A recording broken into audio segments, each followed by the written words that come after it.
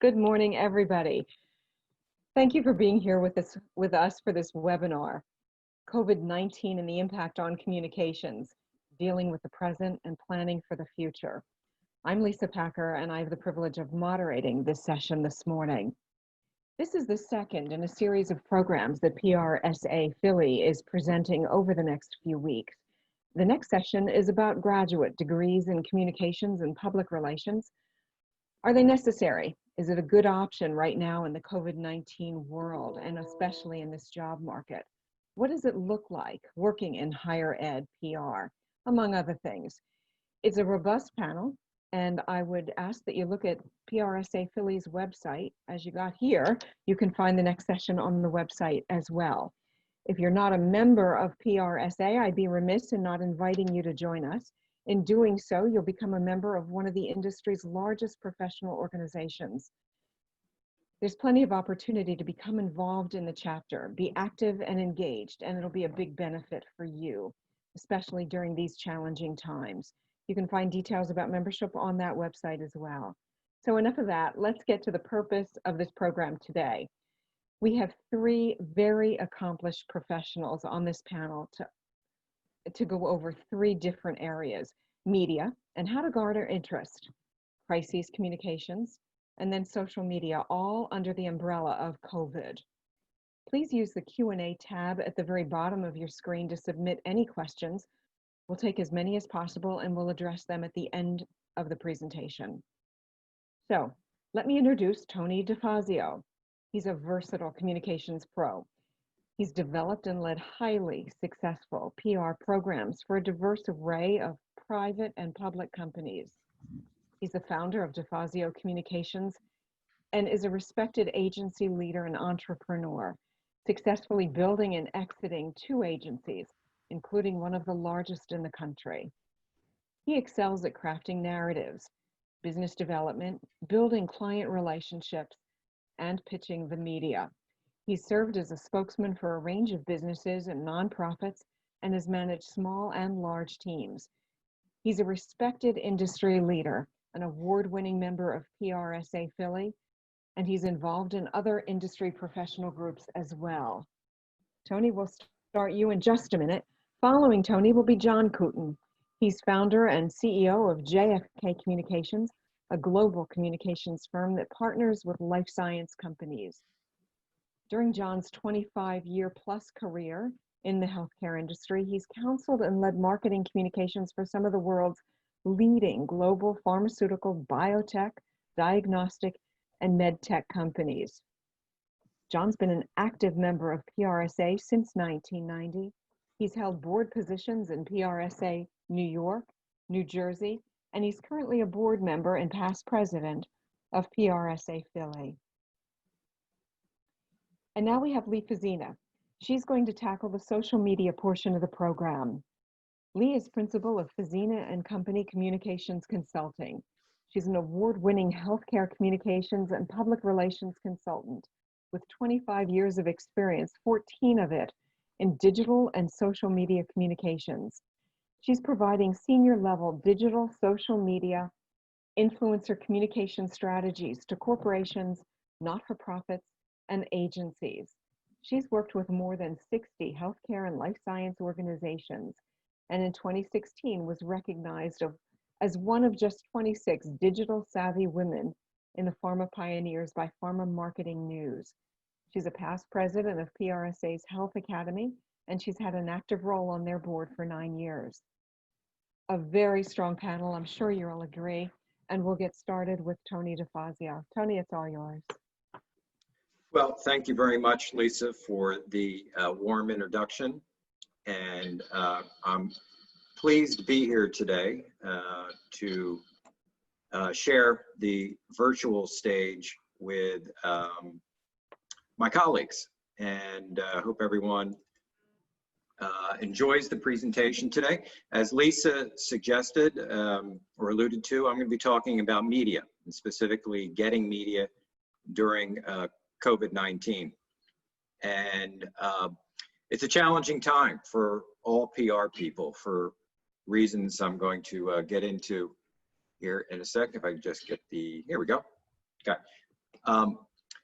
So headlines, what's driving the news cycle? Wanted to speak briefly about this since everybody participating on this call obviously are PR folks or interested in PR, and many probably focus on media relations, which is my specialty area. You might recognize some of these headlines, both locally, nationally, talking about scientific breakthroughs as well as political aspects to the COVID-19 pandemic. And the point here is that if you're pitching stories right now, pretty difficult in mainstream, particularly national news media, to get coverage for your clients, whether you're working internally or externally, if it's not COVID related. Now, there are some exceptions to that, and notably trade publications. So within your industry, there's still a clear lane to get new products and services covered in a traditional way. But if your task is to get general interest news coverage, you really got to be thinking, what are my clients doing to help in this COVID-19 period that we're in, whether it's from a medical perspective or a financial perspective. And it really takes some careful considerations. And I'm going to share with you shortly here the do's and don'ts for doing that. And in the business, in the industry, we call it the news hole. And the news hole right now is extremely small. And you got to find a way to thread the needle to get coverage for your clients. Now, this slide says advertising in a recession. And I want to be clear, I'm using advertising essentially as a proxy for marketing in general. And I wanted to share this slide with you because I think it is important, because right now budgets are being cut and businesses large and small are circling the wagons. They are planning for the worst, hoping for the best, but marketing communication expenditures are one of the first to come under scrutiny. And so what we want to do is arm you folks with arguments that, hey, you should continue to keep spending, and here's why. So as I said, advertising is simply a proxy here for your PR spend. And this contributor, Brad Adgate, I found his name kind of amusing, is a contributor for Forbes magazine. He shared with readers that the old advertising maxim applies now, which is when times are good, you should advertise, and when times are bad, you must advertise. And some of the reasons why are noise levels drop when competitors cut back on marketing spend. So your megaphone simply will carry farther. Cost of advertising drops in a downturn. Cutting back risks current and future sales. And increasing customers' mind share with a solid, robust marketing communications program ultimately results in increased market share and profits. And I'll just click through this link and show you the article itself, and I encourage you folks to check it out because he goes into some case studies that I think could be helpful communicating to your clients. And some of them have to do with, there we go, Post versus Kellogg's, in which in the 1920s during the recession, during the Depression, that Post was the leading cereal manufacturer, but they cut back their spending. And Kellogg's increased their spending, and as a result, they grew their profits 30% and ultimately became the category leader, and they never looked back after that. And so this article is an interesting one, and one that I would encourage you to check out when you have time. Okay. Related specifically to our world of earned media, the value proposition during a recession or a downtime that you want to convey to your clients is that if they're thinking about which marketing communications to continue to fund, earned media, you want to make that argument that it's the category that they want to get behind. In this study by the Institute for Public Relations, which includes a number of academics, I think is interesting in that, no surprise to most of the attendees on this call, that earned media, notably publicity, is viewed as more credible than any other media source. Participants preferred trusted third party rather than purchased media, credentials of journalists, balance of coverage, prestige of media outlets, all factored into their considerations to rank earned media #1 in terms of how they consume information. Participants emphasize the importance of authenticity and value journalistic independence above all else. So you can find this out on the web, the Institute of Public Relations. There is a link there, but I'm going to keep going just for time purposes. Now, talk a little bit about some specifics about what's going on during the pandemic, what's driving, making headlines, and why. Shake Shack, sure, we've all eaten there. Many of us have eaten there. Great product. Well, they made some headlines for sure. And for those of you that followed this, they were one of a number of large companies that took PPP money early on after the Treasury introduced or rolled out the program. But what made the headlines was they were one of the first to return the money. And I imagine that somebody in the PR department might have talked to legal and said, you know what, this might be in the best interest of our brand in the long run to return this money, because we're like other companies that have come under scrutiny. This is really designed for smaller businesses. So that's what they did. They returned the money, and they won the lion's share of their press that they won as a result of that decision was very positive. And you may debate the merits of why they did it, but at the end of the day, they got a lot of positive press for it. Locally here in Philadelphia, a coffee chain, not a coffee chain, excuse me, a coffee shop in Phoenixville, which is very popular, folks that live out in the Chester County area, called Steel City. They are a cherished retailer in that area, right along the main street there. They have live music. They're part of the fabric of the community. And the owner of this cafe was active very early during the pandemic to get her story told to local media. And she was telling stories about how she was ensuring that they were protecting the health of employees, how they were staying open and viable for their customers. And in this case, they got a story in the Philadelphia Business Journal where they used a fintech source to get PPP money instead of a traditional bank or financial institution. So it's a retailer, it's a local business, and they were looking for ways to get their story told in creative ways. Again, if you look up Steel City Coffee, do a Google search, COVID, you'll find a lot of positive coverage. Now, I'm breaking down the next couple slides in what not to do and what to do. What not to do, let's start here. Now is not the time to be spinning stories about how great your product is, okay? The media that I'm talking to on a daily basis are hypersensitive of pitches that come across as promotional, which we know during normal times is a no-no. But in this case, during this time, some companies are trying to capitalize, to be opportunistic with stories about what they're doing during the COVID pandemic. You have to be very careful. If it's not related directly to helping and it's a substantive type of activity that you're doing, whether it's lending money to small businesses or whether you're working on a new biologic that could be a potential new therapy. Those are legitimate stories. But what I can share with the folks today is media are hypersensitive to anything that comes across as being opportunistic. So this writer, Anthony Ha, who is a writer for TechCrunch, says there's a thin line between being helpful and trying to hitch a line to a global tragedy. He says no one is an expert in COVID. Well, there are, of course, Dr. Anthony Fauci would be among the top.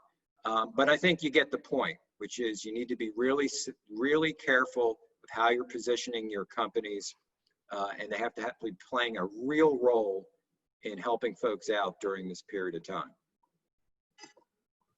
Okay. Couple specific situations, brands that you're very familiar with, where they really stubbed their toe in PR during the COVID. Ann Taylor, they closed their stores. They said they were going to pay employees during the closing. They were not the only ones who said they would pay employees during the closing. However, associates ended up getting paid little. And what did they do? They went to the media. And so they went and told BuzzFeed, for instance, that the company was not living up to its commitments. And so this article that appeared in BuzzFeed talks about big brands that were saying they were going to help out. Well, employees say it's misleading.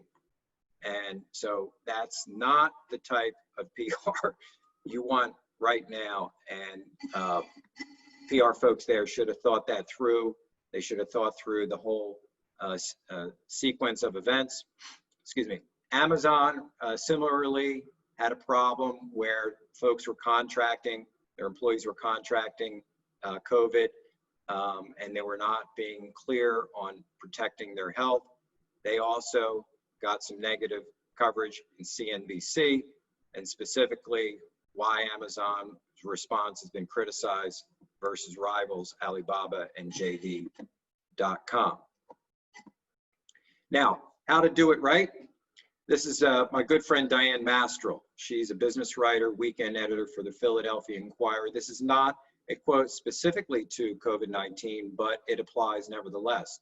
And that is, she says here, by insisting something is newsworthy just because it exists, say a new apartment complex, but if the pitch is accompanied by research showing a profound lack of rental housing in the region, it would feel less like a pitch to get a developer covered and more like a legitimate story.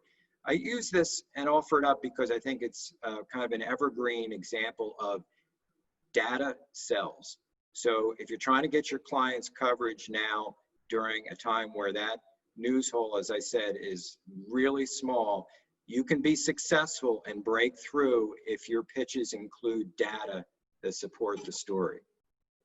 Now, a good example of a company that is doing a great job with PR is Coca-Cola. They really thought through a strategy and they came up with a campaign theme, staying apart is the best way to stay united. And they thought through every aspect of rolling out this communication strategy, including they put huge billboards in Times Square in New York City. They did a billboard featuring Coke name where the script was adjusted. You can see that on the right so that it's easier to remember that message. And then lastly, they used their foundation to pledge $13.5 million to a series of nonprofits here in the US and Canada.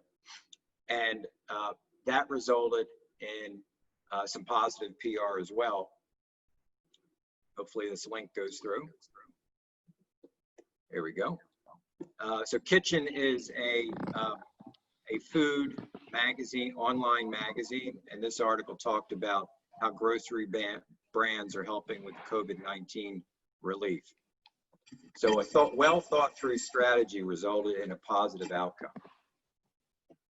Now, if there's any silver bullet, and I don't want to suggest there is a silver bullet, it might be thought leadership. And for those of us in the PR profession, we often advise our clients to consider thought leadership campaigns or programs. And to make this very simple, thought leadership is just about elevating the role of subject matter experts within your industry to provide insight, perspective, and illumination on the topics that are driving the news cycle. This example here is John Challenger of Challenger Gray and Christmas. And why is he in the news? Well, because the labor market is being impacted by the COVID lockdown. If you're in the service sector, huge job losses, right? But if you're in e-commerce, huge job gains, as well as in the medical industry. So he's out in the media talking about what this all means and trying to create some perspective for the business community to understand what the underlying dynamics of the COVID lockdown mean for hiring. So you want to be statesmen, you want to share authority, and you want to try contributorships. And contributorships are something that we found successful with clients. And that's basically taking the old bylined articles and fashioning it for the digital age. And you can set up authors, set up subject matter experts with your clients as regular authors for national media outlets. And lastly, educate, don't sell. That's the key to success in driving a thought leadership program. That's the end of my portion. Want to respect the time for my fellow panelists, and I appreciate everybody listening in. We'll look forward to any questions at the end of the session. And then Lisa, unless you have anything to add, I'll hand the baton over to John Cooten to talk about crisis communication. Go ahead and hand it over, Tony. All right, John, all yours.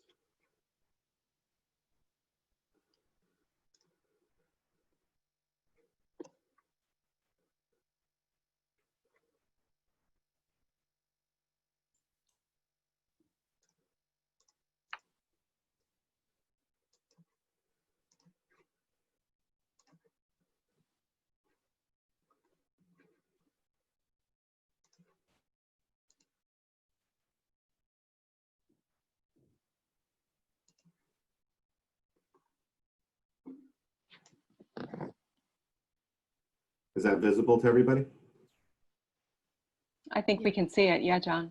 Am I in full screen or am I in slide mode? You're in full screen, and your slides are very small in the corner, so. Oh, okay.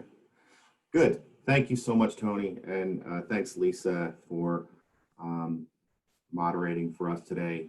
Just a warm welcome to everybody that logged in and is participating.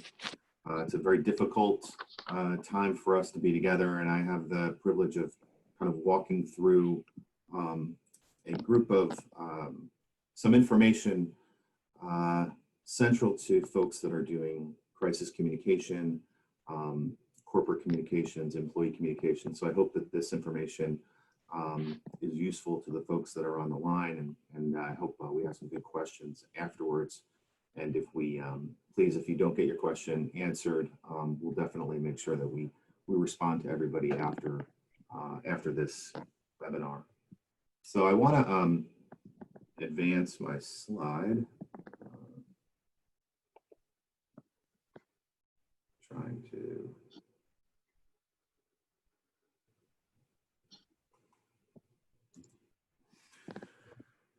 So for those of us who are involved in corporate communications, I don't have to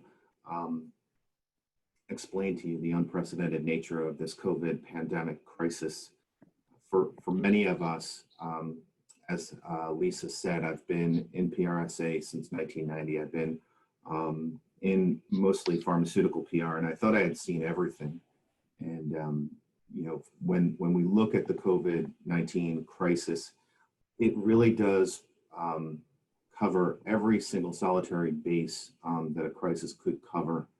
And I don't think that anybody could have ever anticipated a crisis like this. And I hope that we never have to experience a crisis like this again. But I will say that, and I'll talk more about this, that any crisis that we have, if we have a good crisis plan in place, it can be adapted and we can pivot. But most importantly, when we look at this COVID-19 crisis, it is, first and foremost, it does thrust professional communicators into the forefront, into the spotlight. In late February, our phone began to ring because there were many leaders in the out in the organizations that we represent that were not prepared for this. And I think that you know, history will probably forgive most folks that weren't prepared for this, but they were calling saying, you know, we have a crisis plan, but this is, you know, at a whole nother level. And, you know, this is a short list, I'm sure, of the aspects of the crisis that you have all been dealing with your organizations or your clients. And I'll touch on a lot of these, but, you know, that last bullet, political ramifications, was one that even I was chagrined to see how politicized this entire pandemic became. So let's talk about some of the considerations. And as I said, since March of this year, we've been getting a lot of calls from organizations asking, what should we be doing? And one of the reasons why I've been talking a lot about crisis communications around COVID, in April, I wrote a blog called Setting a Positive Tone, Leadership Under Pressure. And, I always start with folks to say, you have your crisis communication plan, let's pull it off the shelf, let's tailor it, let's fine tune it. But just make sure you set a positive tone. It commands control, instills confidence and trust. And these are some of the vital aspects of control that companies can lose if a crisis is mismanaged. Can't do it alone. We pull together crisis teams, and some organizations are small, some are large. We see CEOs and public affairs people running a crisis team. We see bigger organizations with 10 to 20 folks on a crisis communication team. And you can guess some of the folks that are on those teams, and many of you have been working nights and weekends and holidays to make sure that these crises are managed properly. HR folks, operations folks, facilities folks. When I think about the things that I learned over the years working both on the agency side and for big pharma on the corporate side, we look at aspects of speed and honesty and listening. And so a lot of our clients would rather kind of be silent, and we have to encourage them that even if you don't know the answer, you need to ensure that your constituents know that you're listening and that you're going to find the answers even if you don't have them.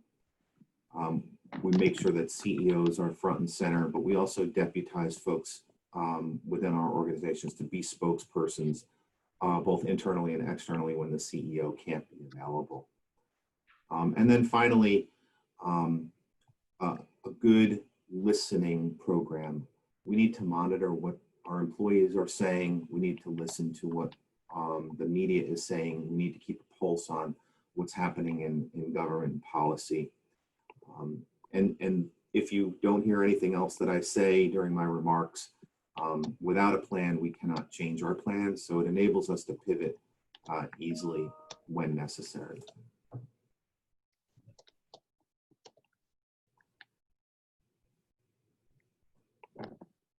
So the best part of this talk is the consideration of reopening. And I'm glad that we are talking about that. Since the shutdown, a lot of us have been kind of consumed with how are we managing the shutdown. And as good PR folks, we need to continue to plan, and we need to plan for the reopening. And some folks are reopening, some organizations are reopening. Some are planning to reopen, and whether that takes place in a month or 6 months, God forbid a year, we still need to plan for that reopening. And it's similar to the crisis plan. We should have our communication, our reopening task force available, make sure that we have our reopening timeline, and take into consideration some things that relate to the reopening as it relates to employees, especially employee health and safety, employee mental health. There's been a lot of financial difficulty from an employee standpoint, but there's also been that emotional concern that we need to be considerate of with regards to reopening and our employees. Some of our organizations have unfortunately experienced loss, and we should definitely honor those that have been deceased due to the virus, and then different environmental considerations. And as our organizations reopen,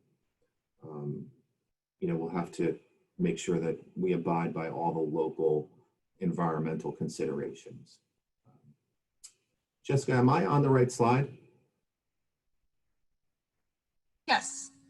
Okay, all right, I'm moving to the next slide. Just let me know when you're ready. Okay, there you go. Okay, because I have two screens and one's on, one's off. Sorry about that. So, continuing to talk about reopening, making sure that we're tailoring our messages based on what our local regulations are. And you can see that when we're implementing our reopening strategy, we use the same communication channels that we use that are consistently being used for the shutdown crisis media channels. Preparation for media questions, making sure that employees and other constituents, that we're listening to them. We're recommending a lot of quick polls, quick surveys of these constituents to find out if there's been any places where we fell short. So moving to some tactical considerations when we're looking at a reopening plan. General obvious things like posting things. We're working on a lot of graphics for the home landing pages to provide links to information about where the reopening data is for all of our constituents. Using social media. I also emphasize that voice communications is effective, and obviously email, and then general media relations, as Tony had talked about. Some of our organizations are announcing their plans for reopening. And finally, another consideration with regards to reopening is opportunities for CSR activities. And it's always a good idea to be strategic in times like this to give back if you can.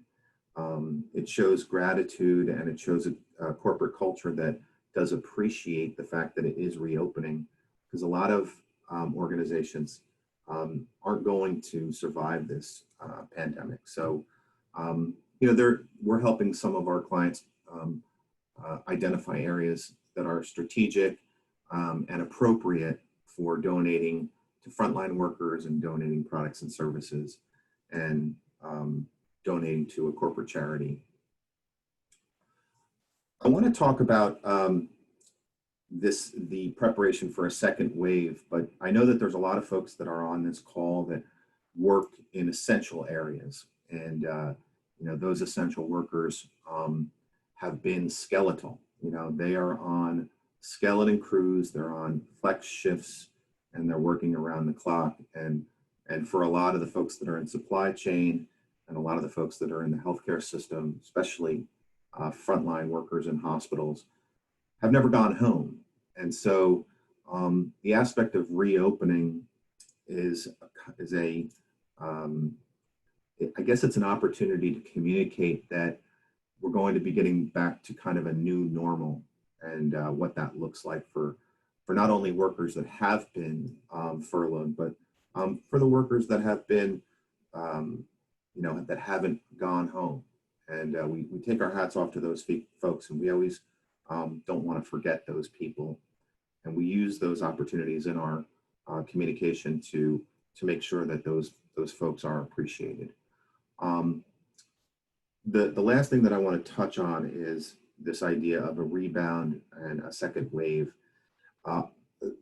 The robust durability of COVID-19 was unexpected. It acts unlike any other virus that we've seen. We don't know everything about it. As a guy that's been in the pharmaceutical industry for 30 years, we're learning new things about this virus every day. And the possibility of a rebound and a second wave of this virus is not out of the question.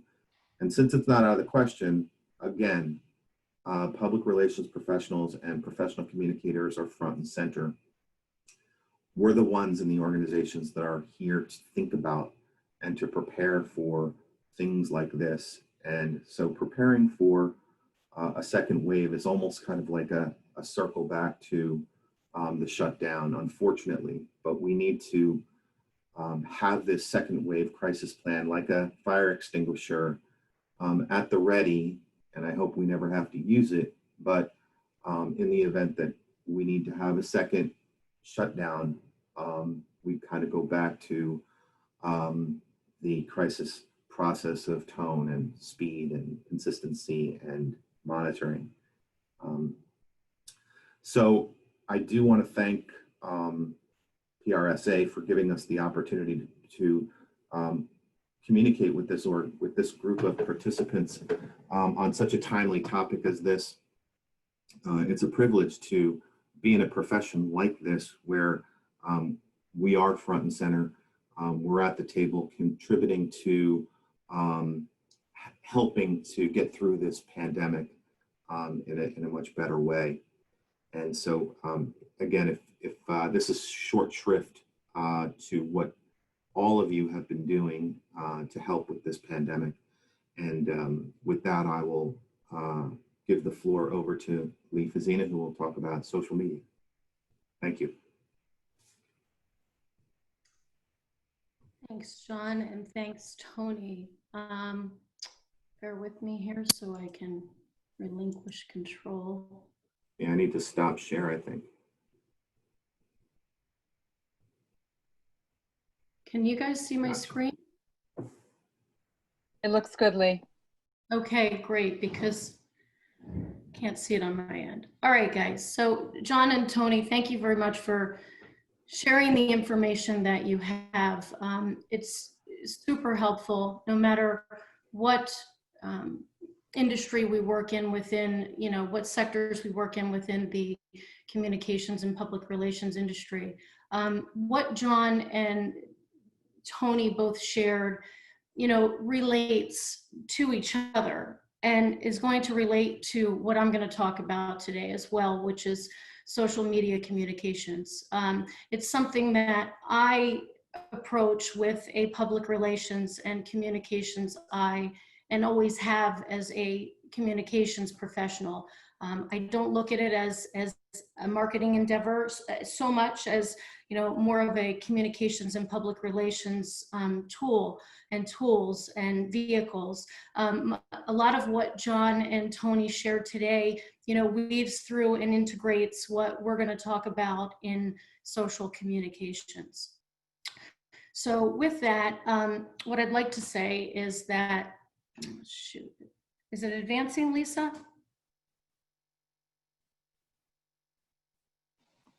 It is not, Lee, no.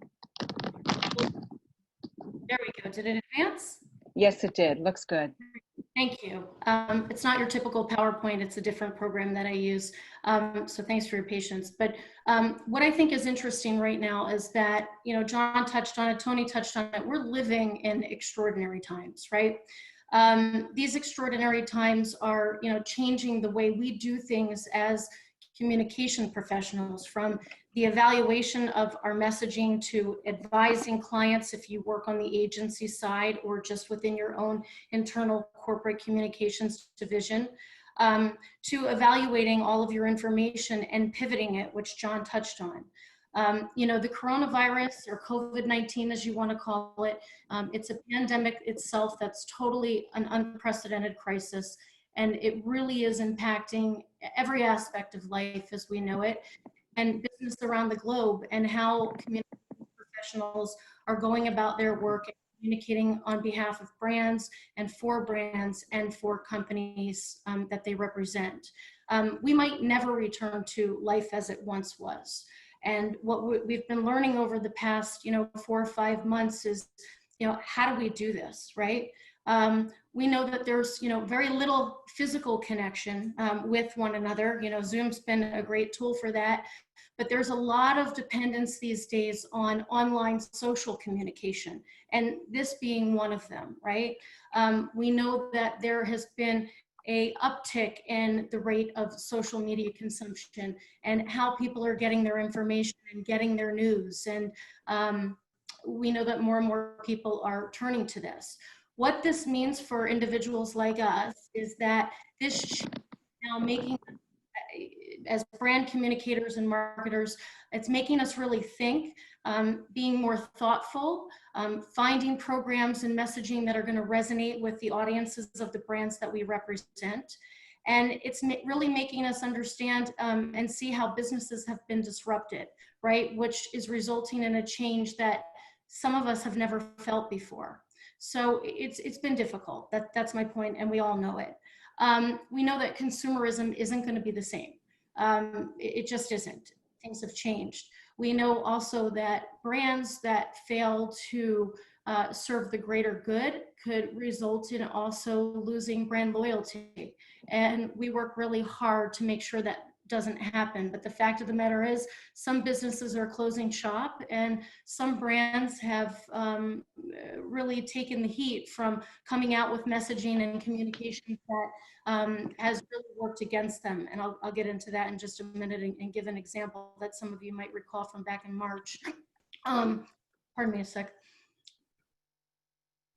Excuse me. So that being said, our priorities have shifted, and strategies they don't look like they once did, right? So what we're having to do is go back and refine them, or reevaluate them, or pull back on them, or stop some of them, and even, pivot them, as John was talking about. And that's really kind of where we are now.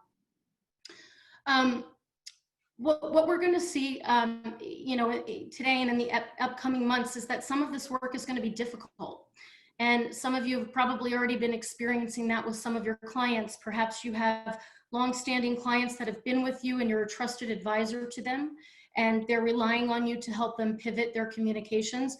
And perhaps some of you who have clients might have lost some too in the midst of all of this. So what we're doing is really going to have a lasting impact on what's going to happen in the future. And a good segue to what I'm going to talk about next is the New York Times was quoted as saying in an article not too long ago that the coronavirus has really changed the way in which we internet. And that's the truth. And that's where social media falls under, right? It's part of the internet. It's part of our communications channels. And we need to learn how we can best contribute as communication professionals. We know some of the answers, but we certainly don't know all of them. And we're trying to figure that out. So there's an organization called Shareably. Shareably looks at social communications data around brands. It predominantly works with a lot of the news outlets and broadcast channels. And they put out a survey recently in the wake of all this COVID. And they wanted to look at where the consumer trust was in terms of how brands are doing from a communication perspective, right? So what they found is that 60% of consumers believe that brands are communicating appropriately. So kudos to some of you, right? Or all of you. Some of us are doing a good job, but we're not fully there, because some of the communications on social media have not been so good. And we'll talk about what I mean by not been so good is, I said it before, we have to be really thoughtful in the program on social channels. We need to think through what's going to resonate with our audiences. And we need to really understand what those audiences want to hear, right? Or we're going to get backlash on that within seconds of putting out a communication on social media.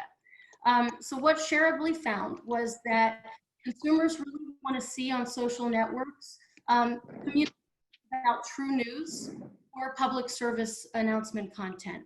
That's what they want to see. 64% of them said that. To them, that works, it's acceptable, and it's working.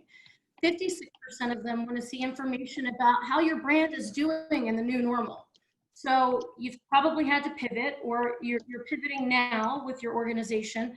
And let's think through, have you think through what some things are in the new normal and what you can share. How has your program changed, and how is that change applicable and relevant to your audience? So we know that 56% of those people want to see that.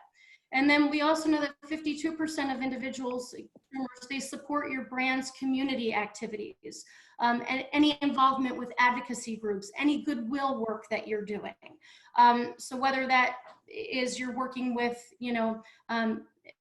patients who are part of an advocacy group and they're looking for new changes in, say, a treatment option, or you're working for the Girl Scouts of America and wanting to do some good with another outside organization or advocacy group. These are the kinds of things that 52% your consumers want to hear and see that you're doing. And then, of course, you know, we all know that the feel-good stories, you know, often do well, but sometimes there's not a lot of space for them in traditional media. But in social media, there is, and 42% of your audiences want to see that those optimistic stories and those feel-good stories, and we're seeing a lot of those these days. With me. So some expectations and how things are changing. Social media is the one communication platform that can help us navigate the storm. And what do I mean by that? Well, John talked about on the end of his call how we have to do a lot of listening. And we do. We have to listen through traditional media monitoring, through programs like Meltwater or Recession. We need to understand what the media is saying about us. But we also need to navigate the storm by listening to what the social conversations sound and look like and feel like and truly are, right? So we've got to know our audience like never before.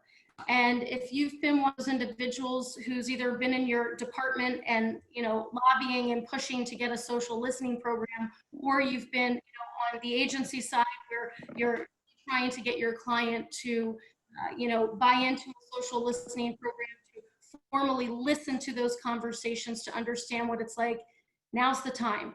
I know budgets are tight and money can be scarce, but this is the one tool, or many tools, listening, that are really going to help us understand what our audiences are like, and more so than ever before. We want to listen to those conversations formally and dig in and identify, where are these people talking, right? Are they in forums? Are they in Facebook? You know, are they commenting in Facebook groups? You know, you guys have probably seen over the past year, there's been a big promotion from Facebook. You've probably seen the ads up until a couple months ago of just Facebook groups. There's been emphasis in these groups. And in the sector that I work in healthcare, groups are a fantastic resource. We see patients and caregivers in there seeking advice, trying to help one another, asking for, you know, medication information and advice from other patients. There's a group for just about, and multiple groups for just about any disease that exists, or even, you know, rare diseases. So chances are these individuals are in those groups, and we want you to listen to them, right? I want you to identify what the hotbed regions are within the country if you're working in the US, or maybe globally, and then drive into that conversation and really understand and pull out and extract, after you capture it, who those individuals are talking. Are they talking positively or negatively about your brand? And what is, if it's negative conversation, or even positive conversation for that matter, let's go ahead and take that information and put it into a pivot of your plan, right? So your planning is going to be reevaluated and looked at, and we're going to take all this intelligence that we gather from the listening and pull it through. We're also going to take that information, develop and shape messaging around sensitive needs. And what we see today is, you know, there's companies out there that aren't being so sensitive. Corona hard seltzer, as in the beer, they came out with a commercial. In fact, let me see if I can share it with you guys for a second. They came out with a commercial right at the time that COVID had hit. And it was a commercial and a social media campaign that didn't go over too well, because it showed you know, individuals drinking on the beach and being carefree and congregating in a big party with one another. Obviously, they got flack for that, and they had to backtrack it, and they had to pull it. I'm sure much budget went into the development of that ad, and then the social media campaign that was around it. And by the way, I didn't stumble upon that until after I bought my first case of Corona hard seltzer, which was like a month ago. I had no idea the issue, but had I have bought it, I would have probably thought through that, you know, first. But there's been programs like that that have happened. So while a lot of budget has been spent on these types of programs, we want you to go back and look at and reevaluate. Maybe you've spent hundreds of thousands of dollars, or your client has spent maybe $1 million or a couple million in developing programs that you thought were going to be long lasting throughout the duration of 2020 and maybe into 2021. So those are going to need to be considered and pivoted. If you are an organization that has a social media playbook or a department, or you're developing them for your clients, my recommendation is to keep that playbook live and living all day long. You know, if something comes up and you're seeing a change, because we know things happen so fast in social media, and however you think it's appropriate for your company to embrace it and to change with it, I want you to go and include that in your social media playbook. And that social media playbook should be living at all times and live.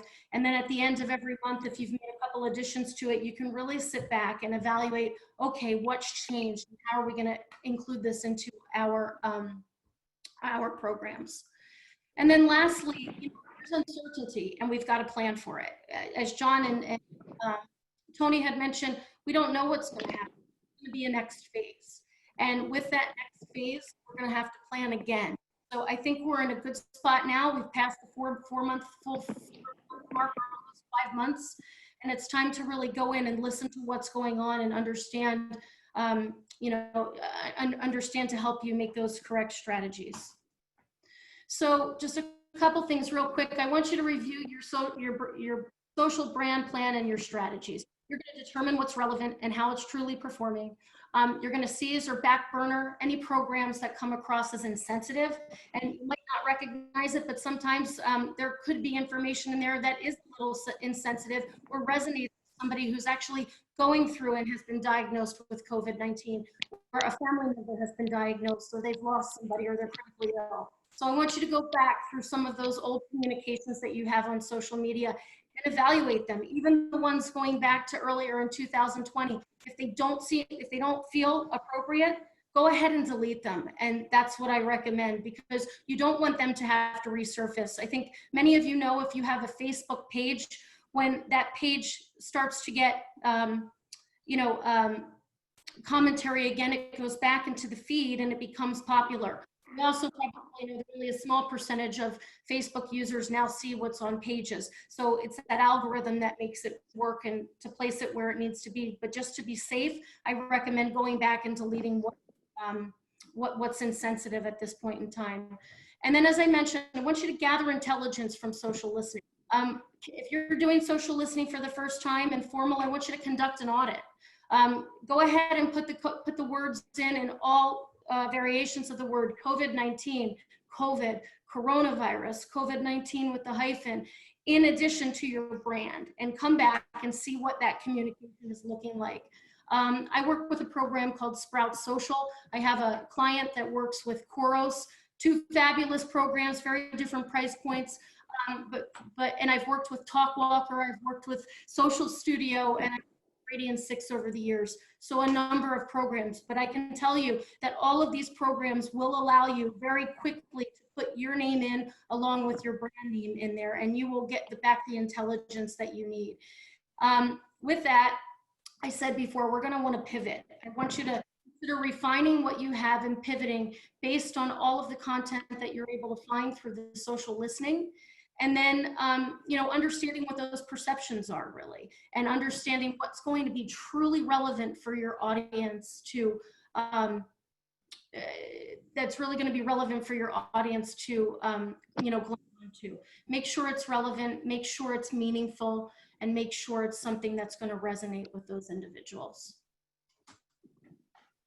So for those of you who have never looked into before formal social listening platforms, it takes a lot of time, a lot of energy, and I have experience with a number of these tools, and I am happy to send to you if you text to me at this number.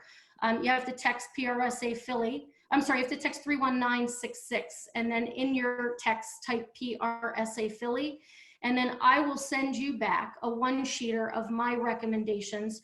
I get no kickback, no additional funding or anything from those guys, but just my years of experience with these programs. I cut down probably weeks of work for you, and I'd be happy to give that to you later today. So with that,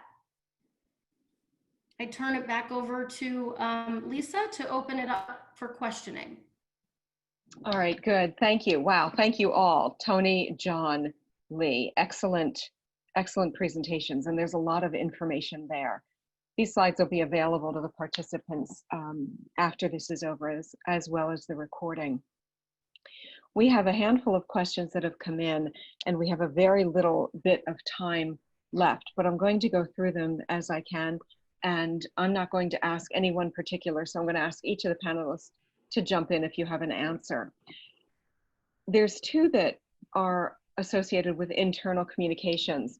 One of them being, how do you counsel with internal communications on societal issues and some of the challenges that we as public relations professionals face to advise our management and to advise our clients on the politics, for example, like mask wearing, not wearing masks?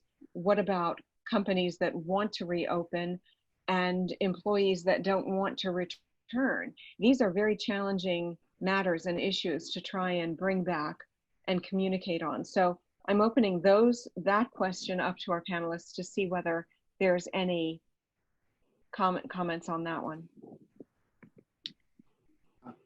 I can jump in on that real quick. For our clients, we obviously have focused our efforts on making sure that the employees are first and foremost safe and protected. After that, the priorities go according to whether it's the customer or the patient or the shareholder, but employee is always number one. And we have been focused on what's been recommended by the CDC, what's been recommended by the healthcare community as to what's safe. For employees that have opted out, we need to provide them with that freedom to opt out. And we have seen companies make mistakes by enforcing folks to come back to work. Any other you guys want to take on that one, or shall I go to another question? Well, In about the minute we have left. I would just add to what John said, that example that I shared with the Ann Taylor employees. Your employees are media. And so if you're not treating them as the first priority and you're not taking care of their health, number one, they're going to go to the press. And that was an example of it. So I agree with what John just said. Good. Lee, anything to add, or shall I move on? No, and I see a question or two over in the chat, by the way. Oh, I'll take a look there while we're answering the next question in our very little bit of time left. And this will be a light one maybe, although the topic is not.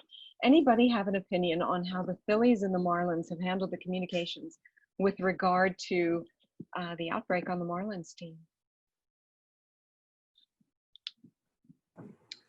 I'm a Mets fan, so I shouldn't really speak, but it seems like the Marlins are quarantined and the Phillies and the MLB have done everything that they can do. So I hope the Phillies end up playing the Yankees on schedule, but I know that they did delay. I don't see anything from a media perspective that is a train wreck or a disaster. I think whoever's running the clubhouse for the Marlins ought to be fired immediately. All right. Now let's go. Lee, did you want to add something, or? I know nothing about these teams. Okay. They're baseball teams, by the way. All right, one last question, and then we're going to be out of time. And this question, Lee, we're going to direct to you. How is it that you get, here you have organizations who have probably just in more recent years found their way into a social media as part of their strategic communications, some sort of platform and branding, et cetera. So how do you get an organization, executives who have just become familiar with what the recommendations have been, to maybe make a different move in a different way as a result of COVID? Well, that's a good question. So what's tough is the social activity goes on sometimes without us doing anything, right? And in my experience, that's what some executives sometimes don't understand. So what I recommend is pausing And I don't want to say going dark or going black, but pausing what's happening on social from the brand and organization's perspective, and getting time with executive leadership to talk about recommendations on how to do that pivot and refinement and why it's needed and what ultimately can be generated from it. So to some extent, it's educating those executives or other individuals within the organization that don't have the day-to-day experience with knowing how social communication works, and really empowering them to feel like, the team knows what they're doing, that you're going to handle it in the right manner, and you're going to be sensitive, and you're going to have a process and a system in place for any questions or commentary that comes up, and a way of working that and acting on it. Because we all know things can go great on social media and take off in a viral perspective. That's wonderful, but both positive and negatively. And you want to be able to have that executive team or the CEO understand fully and be on board with what that looks like and how it feels. Very good. Thank you, Lee. Very quickly, John or Tony, do you have anything to add to that? I do not. All right. Well, then I think what we're going to do is we have gone over, I think it's a testament to how strong our panelists are and the good questions that we're going to have to leave unanswered at the moment. I would refer everybody to the PRSA Philly website for the recording of this, as well as the slides of our presenters. And on behalf of everyone, I just want to say, all our panelists and PRSA Philly, thank you for joining us. We hope you found it beneficial and wish you all a very good day. Thanks so much.